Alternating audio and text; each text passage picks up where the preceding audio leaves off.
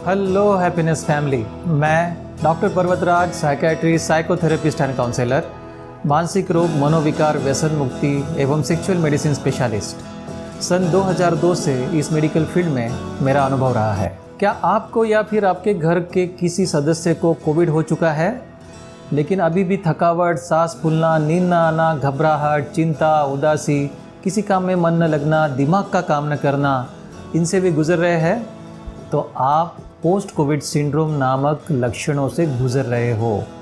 आपको सही इलाज, सही उपाय, सावधानियों की ज़रूरत है और इसकी पूरी मनोचिकित्सीय, मनोवैज्ञानिक जानकारी हमेशा की तरह मैंने प्रैक्टिकल तकनीक के रूप में सरल और आसान भाषा में आपके लिए इस वीडियो के माध्यम से प्रस्तुत की है, जिससे आप इस बीमारी का सही समय पर पता लगाकर सही उपचार कर पाएंगे। Welcome to doctor of happiness channel. दोस्तों, जब तूफान आता है ना, तो अपने साथ उड़ाकर वो बहुत कुछ ले जाता है। जब थमता है तो बहुत शांति छा जाती है, लेकिन इस शांति के पीछे होता है टूटा हुआ, बिखरा हुआ, तबाही का मंजर। कोरोना का तूफान ऐसे ही था। ये तूफान न जाने कितनी ज़िंदगियों को उड़ा कर ले गया और पीछे छोड़ गया मन के गहरे घाव। तूफान ने मचाई तबाही आँखों से तो दिख पाएगी, लेकिन कोरोना महामारी ने किए मन के घावों को आँखों से कैसे दिखेंगे और कौन देखेगा? कोरोना के बाद इस शांति के पीछे का सुलगता हुआ दर्द समझना जरूरी है दोस्तों। न जाने कितने लोग अंदर के अंदर अपने मन के दर्द को दबा कर बैठे हैं।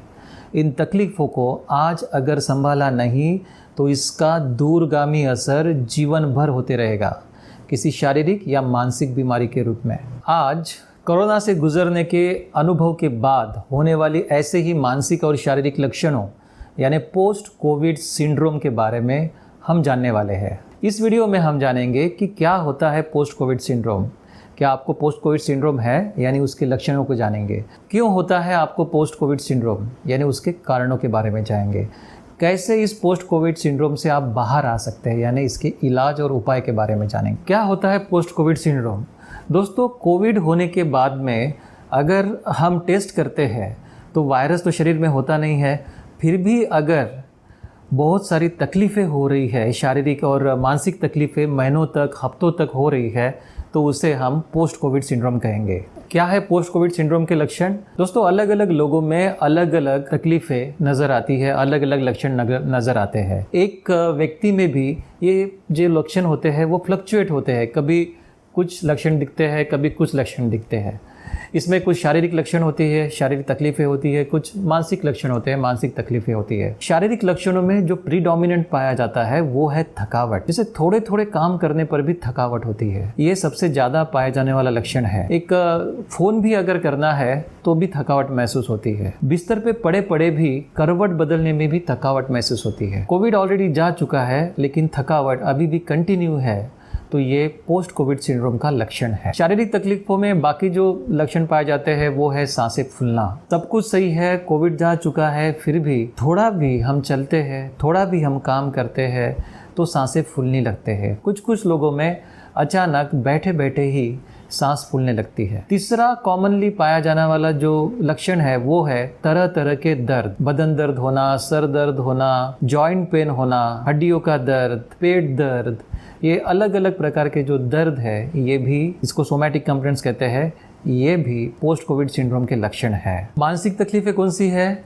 डिप्रेशन यानी उदासी, किसी काम में मन न लगना, निराश रहना, जीवन में अभी कुछ रखा नहीं है ऐसे लगना, जीने की इच्छा ही नहीं है ऐसा महसूस होना। एंग्जाइटी यानी बेचैनी, घबराहट, चिंता, क्या होगा, कैसे होगा, मैं इस बीमारी से बाहर आ पाऊँगा कि नहीं, क्या मुझे अभी भी कोरोना तो नहीं है, ऐसी मन में विचार आना, अपने हेल्थ के प्रति ओवर कंसर्न रहना, बहुत चिंता करना। PTSD post traumatic stress disorder के लक्षण यानी बार बार मन में वही दर्दनाक अनुभवों को याद करना, वही चित्र दिखना, ऐसे लगना कि मैं हॉस्पिटल में ही हूँ, अभी भी मैं एडमिट हूँ, वही सपने दिखना। ऐसा फिर से तो नहीं होगा, फिर से तो मुझे वो ट्रॉमेटिक अनुभव, वो मानसिक आघात सहना तो नहीं पड़ेगा, फिर से कोरोना तो नहीं होगा, ऐसे विचारों का बार बार मन में घूमना। और जो मानसिक लक्षण दिखते हैं वो होते हैं एक्सट्रीम इमोशंस, एक्सट्रीम मूड, चिड़चिड़ापन बढ़ना, हमेशा लो मूड या फिर उदास, अलग थलग रहना, या फिर छोटी छोटी बातों पर गुस्सा आना। और जो विशेष लक्षण दिखते हैं वो है ब्रेन फॉग, यानी बहुत सारे मेरे पेशेंट्स जिनको कोविड हो चुका था वो कंप्लेंट करके आते हैं कि सर दिमाग नहीं काम करता है, अटेंशन कंसंट्रेशन में कमी होती है, जो छोटी छोटी चीज़ें याद नहीं कर पाते हैं, याद करने में दिक्कतें जाती है, जो काम वो पहले कर सकते थे अभी वो काम करने में, समझने में उन्हें प्रॉब्लम्स आ रहे हैं। और जो मुख्य लक्षण है वो है इनसोम्निया, नींद का ना आना, या फिर डिस्टर्ब नींद रहना, या फिर सवेरे सवेरे जल्दी नींद टूट जाना। दोस्तों इन सभी मानसिक और शारीरिक जो लक्षण है इनका हमारे दैनंदिन क्रियाकलापों पर असर होने लगता है। हम अपने डे टू डे लाइफ के जो काम है वो नहीं कर पाते हैं, सामाजिक गतिविधि, रिश्ते नाते इनको नहीं निभा पाते क्योंकि हम बीमार रहते हैं, लोगों से मिल नहीं पाते। भले ही कोविड गया है, महीना गुजर गया है, हफ्ते गुजर गए हैं, फिर भी हम अपने सामाजिकता में नहीं आ पाते हैं। इसका काम पर असर होता है, हम फिर से काम नहीं कर पा रहे, घर के काम नहीं कर पा रहे, ऑफिस में काम नहीं कर पा रहे, दिमाग काम नहीं कर रहा है।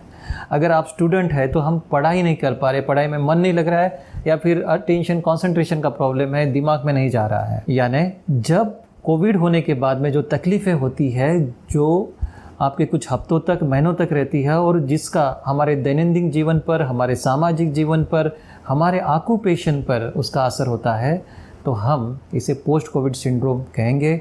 इसका इलाज करना जरूरी है। किसे होता है पोस्ट कोविड सिंड्रोम? दोस्तों अलग अलग अध्ययनों में पाया गया है कि 10 से 60% पेशेंट्स में कोविड जाने के बाद में भी ये तकलीफें जारी रहती है। यानी ये सेकेंड वेव जाने के बाद में भी लोग पूरी तरह से अभी तक नॉर्मल नहीं हुए हैं, अपने नॉर्मल लाइफ में वापस नहीं आ पा रहे हैं। क्यों होता है पोस्ट कोविड सिंड्रोम? दोस्तों ये अभी तक न सुलझा हुआ प्रश्न है। क्यों होता है कुछ ही लोगों को पोस्ट कोविड सिंड्रोम, इसके कारण क्या है और ये कब तक रहता है, इसका जवाब अभी तक साइंस को स्पष्ट नहीं मिला है। क्योंकि ये जो वायरस है ये नया है और इसके ऊपर रिसर्च चल रहा है। शायद ऐसे कहते हैं कि ये वायरस का डायरेक्ट प्रभाव होगा, डायरेक्ट परिणाम होगा। जब वायरस इन्फेक्ट करता है तो जो कोशिकाओं में बदलाव आते हैं उसकी वजह से ये पोस्ट कोविड सिंड्रोम होगा, या फिर हमारा जो इम्यून रिस्पॉन्स है उस वजह से जो सूजन अपने अवयव पर आती है, खास करके जो हमारा मस्तिष्क है उसके ऊपर जो सूजन आती है, उस वजह से शायद ये पोस्ट कोविड सिंड्रोम के तकलीफें होती होगी। या फिर हॉस्पिटल में जो एडमिशन हुए थे उन पर उस समय जो ट्रॉमेटिक यानी मन पर आघात करने वाले जो अनुभव थे, जो तनाव था, भय था, अपने रिश्तेदारों से अलग थलग रहने का अनुभव था, बहुत सारे मौतें अपने आंखों के सामने लोगों ने देखी थी, वो जो एक मन पर आघात था, उस आघात का परिणाम यानी पोस्ट कोविड सिंड्रोम शायद होगा। क्योंकि ये जो तकलीफ़ें हैं ये उन लोगों को ज़्यादातर दिखती है जो कोविड होकर एडमिट थे हॉस्पिटल में, और जो ओपीडी बेसिस पर ट्रीटमेंट ले रहे थे उनमें भी दिखती है, लेकिन उसमें प्रमाण कम है। अगर आपको पोस्ट कोविड सिंड्रोम के लक्षण है, कोविड होने के बावजूद भी तकलीफें हो रही है, तो क्या करें? पहली जरूरी बात याद रखें, सीक मेडिकल हेल्प इमीडिएटली। कब लेनी है इमीडिएटली, यानी कब लेनी है? अगर आप कुछ अनुभव कर रहे हैं, कुछ लक्षणों को अनुभव कर रहे हैं जो अलार्मिंग साइन है, जैसे कि चेस्ट पेन, अगर आपको छाती में दर्द उठ रहा है, अगर आपको सांस लेने में तकलीफ हो रही है, आपके वजन में बदलाव हो रहा है, आपका वजन कम हो रहा है, जगे हुए जागरूक अवस्था में रहने की आपको दिक्कतें आ रही है, नींद सी छा रही है, या फिर आप अच्छे से खाना नहीं खा पा रहे हैं, आप पानी नहीं पी पा रहे हैं, तो ऐसे समझ लीजिएगा कि आपको डॉक्टर के पास जाना जरूरी है। इससे क्या होगा? इससे ये होगा कि आपको जो लक्षण हो रहे हैं उसका सही इलाज आपको मिलेगा, आपको लक्षण से राहत मिलेगी। और दूसरी बात, अगर ये जो लक्षण है ये किसी कॉम्प्लिकेशंस के वजह से है, उस वजह से अगर है तो उसका भी निदान होगी, उसकी भी ट्रीटमेंट सही समय पर होगी। दूसरी बात, गेट वैक्सीनेटेड। अगर आपकी वैक्सीन नहीं हुई है तो 1.5 महीने के बाद या फिर गवर्नमेंट के जो गाइडलाइंस है उस हिसाब से आपको वैक्सीन लेनी है। ऐसा कुछ रिसर्च में पाया गया है कि ये जो तकलीफ़ें होती है कोविड होने के बाद में, अगर आप वैक्सीन ले रहे हैं बाद में, विशिष्ट समय के बाद में, दिए गए समय के बाद में, तो आपके ये जो लक्षण है उसमें खासी कमी आ जाती है। तीसरी महत्वपूर्ण बात, कंटिन्यू कॉशन। अगर आपको कोविड हो चुका है और ये पोस्ट कोविड सिंड्रोम आपको है यानी तकलीफें जारी है, इसमें ध्यान में रखिए आपको फिर से कोविड नहीं होना चाहिए। कंटिन्यू कॉशन, डबल कोविड नहीं होना चाहिए। आपको भीड़ भाड़ को अवॉइड करना है, आपको मास्क पहन के ही बाहर निकलना है, लोगों में रहना है, आपको बार बार हाथ धोना है और अच्छे से हैंड सैनिटाइजर का इस्तेमाल करना है। ये नियमों को पालन करना ही है। और एक बात, अच्छे से पोषक आहार आपको लेना है। इससे क्या होगा? इससे ये होगा कि अच्छे से पोषक आहार की वजह से आपको ताकत भी आएगी और आपका मूड, आपकी मानसिकता ये भी सही रहेगी। कोविड में प्रोटीन लॉस होता है, प्रोटीन की कमी हो जाती है, उस वजह से बहुत सारी कमजोरी हो जाती है, मानसिक और शारीरिक भी। आपके आहार में प्रोटीन होना चाहिए, आपके आहार में कुछ कार्बोहाइड्रेट्स भी होना चाहिए, आपका आहार बैलेंस्ड रहना चाहिए। जो आप घर में खाते हैं हमेशा वही रहिए, लेकिन प्रमाण में रखिए, सब चीज़ें खाइए। अगर आपको पाचन होने में आपको दिक्कत होती है तो आहार हल्का लीजिए जो पचने में सुपाच्य हो। अगर आपको उल्टी जैसा लग रहा है तो थोड़ा थोड़ा खाइए, एकदम से मत लीजिए। अगर आपको थकावट महसूस हो रही है तो आप अपना खाना नहीं बना सकते हैं, खास करके जो गृहिणियां हैं, तो बेझिझक बाकी लोगों की मदद ले। जो आपके घर के बाकी सदस्य हैं, आपके बच्चे, आपके पतिदेव, उनको खाना बनाने को बोलिए। दोस्तों, दारू, कैफीन और स्मोकिंग, इन चीज़ों से दूर ही रहिए या फिर बहुत ही मर्यादा में रखिए। पहली बात तो ये है कि दारू और कॉफ़ी और जो चाय में भी कैफीन रहता है, ये चीज़ें उत्तेजना देते हैं और उस वजह से हमारे नींद पर असर हो सकता है। और कुछ स्टडीज़ में ऐसा भी पाया गया है कि जो इम्यून सिस्टम है, खास करके दारू, उस पर ये असर करके इम्यून सिस्टम कम हो जाती है। जो कैफ़ीन है आपको कुछ समय तक अच्छा लगेगा अगर आप कॉफ़ी पी रहे हैं, चाय पी रहे हैं, क्योंकि थकावट जब हो रही है तो आप ज़्यादा से ज़्यादा चाहते हैं कि आप चाय पिए, कॉफ़ी पिए, तो आपको थोड़ी देर तक अच्छा लगेगा। लेकिन जैसे ही असर निकल जाता है तो उल्टा हमें एकदम बलहीन लगता है, लो एनर्जी फील होता है। और ख़ास करके जो कॉफ़ी है उसका असर उतरने के बाद में उल्टा ज़्यादा एंग्जाइटी जैसे चीज़ें महसूस होती है, एंग्जाइटी जैसी फीलिंग महसूस होती है। अगर आप स्मोकर है तो इसको पूरी तरह से आपको बंद करना ही पड़ेगा, क्योंकि स्मोकिंग हार्ट रेट को बढ़ाता है, स्मोकिंग हमारे ब्लड प्रेशर को बढ़ाता है, स्मोकिंग हमारे लंग्स को डैमेज करता है। और आपको पता है कि कोविड में भी लंग्स ऑलरेडी डैमेज हो चुके होते हैं बहुत सारे केसेस में। सबसे महत्वपूर्ण बात आपको ध्यान में रखनी है, फाइंड सपोर्ट। दोस्तों, ये जो समय है, ये समय में आपको आपके अपनों की मदद की ज़रूरत है। अभी नहीं तो कब वो आपके काम में आएंगे। लोगों के साथ में रहिए। ऐसे समय में आपको लगेगा कि मैं अलग थलग रहूं, अकेला रहूं, क्योंकि थोड़े से डिप्रेसिव फीचर्स भी रहते हैं, लेकिन ऐसा मत कीजिए। अपने रिश्तेदारों के साथ में रहिए, आपको अच्छा लगेगा। और जब आपको ज़रूरत है किसी की, कुछ काम की, तो उनसे पूछिए, उनसे काम लीजिए। दोस्तों, आइए देखते हैं कि पोस्ट कोविड सिंड्रोम में, यानी कोविड होने के बाद में जो लक्षण दिखते हैं, जो तकलीफ़ें होती है, उसमें से सबसे ज़्यादा पाए जाने वाली जो तकलीफ़ है वो है थकावट। इसमें क्या करें, थकावट में क्या करें? दोस्तों, ऐसा होता है ना कि कोविड होने के बाद में बहुत हफ्तों तक थका थका सा महसूस होता है। कुछ भी काम करने जाए तो कमज़ोर महसूस होता है, थका हुआ महसूस होता है, बिस्तर पर पड़े रहने की इच्छा होती है। और ये भी लाजमी है कि हम बिस्तर पर पड़े रहते हैं। लेकिन एक बात ध्यान में रखिए, भले ही आपको पूर्णतः आराम करने का मन हो रहा है, लेकिन इससे कोई भी फ़ायदा नहीं है। अगर आप बेड रिडन रहते हैं, बेड पर पड़े पड़े रहते हैं, तो उल्टा आपके स्नायु इससे कमज़ोर हो जाएंगे, आपकी प्रतिकार शक्ति भी कम हो जाएगी, उसमें कमी आएगी और आप ज़्यादा कमज़ोर और ज़्यादा थका हुआ महसूस करेंगे। तो इसीलिए आपको बेड पर पड़े हुए रहना नहीं है। तो क्या करना है? एक, आपको आराम और काम का बैलेंस रखना है। व्यायाम जो है, आपकी एक्टिविटी जो है, वो बहुत ही धीरे धीरे शुरू करें, धीरे धीरे से शुरू करें और धीरे धीरे बढ़ाने की कोशिश करें। देखो, कभी कभी आपको अच्छा लगेगा और कभी कभी कुछ दिन आपको अच्छा लगेगा और कुछ दिन आपको थका हुआ महसूस होगा। जिस दिन आपको अच्छा लगेगा उस दिन आपने व्यायाम किया और जिस दिन आप थके हुए महसूस हो रहे हैं उस दिन आपने कुछ नहीं किया। ऐसा नहीं होना चाहिए। अच्छा लगे तो अतिशयोक्ति नहीं करना है। आपकी जो गतिविधियां हैं, आपके जो व्यायाम है और आपका जो आराम है, इनका एक रेगुलर शेड्यूल बनाना चाहिए, एक रेगुलर पैटर्न बनाना चाहिए। और ये जो नियमितता होगी कि आप हर दिन उतना ही कर रहे हैं, इससे क्या होगा, इससे आपको ज़्यादा थकावट नहीं आएगी। तो क्या करना है, बहुत ही धीरे धीरे से शुरू करना है, जितना होता है उतना ही करना है और रेगुलर करना। आराम और काम इन दोनों में बैलेंस बनाया। देखो, कोविड हो जाने के बाद में जब 2-3 हफ्ते हम बीमार रहते हैं और उसके बाद में डिस्चार्ज हो जाते हैं, घर में आते हैं, तो हमें लगता है कि अभी जल्दी काम शुरू करें, काम पर जाए। लेकिन ऐसी जल्दबाजी बिल्कुल ही मत कीजिए। धीरे धीरे अपने गतिविधियों को, एक्टिविटियों को बढ़ाए, बहुत ही धीरे धीरे जाए। तो जब आप अच्छा लगता है उस दिन आप ज़्यादा काम कर रहे हो, और जब कमज़ोर आपको महसूस हो रहा है उस दिन आप बेड पर ही पड़े हुए हैं, ऐसा भी मत कीजिए। अच्छा लगे तो अतिशयोक्ति ना करें।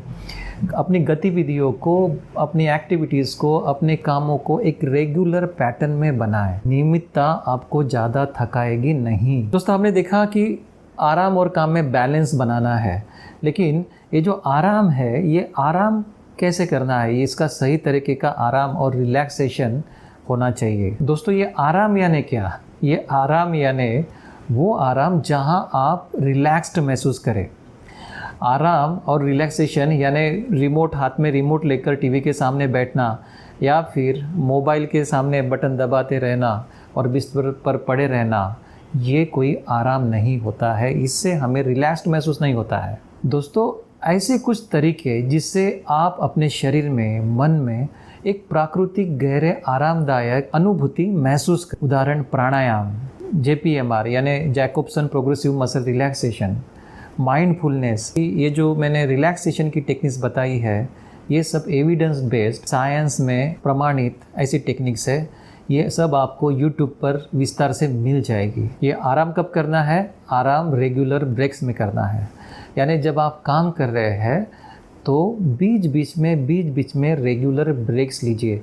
एक बार ही, एक साथ ही सब काम करने की ज़रूरत नहीं है। थोड़ा सा रुकिए, बैठिए, ब्रेक लीजिए। दोस्तों, थकावट दूर भगाने के लिए और महत्वपूर्ण एक बात है, वो है व्यायाम। अभी आप कहेंगे इससे तो, व्यायाम से तो उल्टा थकावट और ज़्यादा बढ़ जाएगी। दोस्तों, ऐसा नहीं है, बल्कि व्यायाम से एक्टिव महसूस करते हैं, लेकिन वो व्यायाम सही तरीके से होना चाहिए। सही तरीका यानी कैसे? व्यायाम को स्टेप बाय स्टेप अप्रोच से शुरू कीजिए, धीरे धीरे शुरू कीजिए।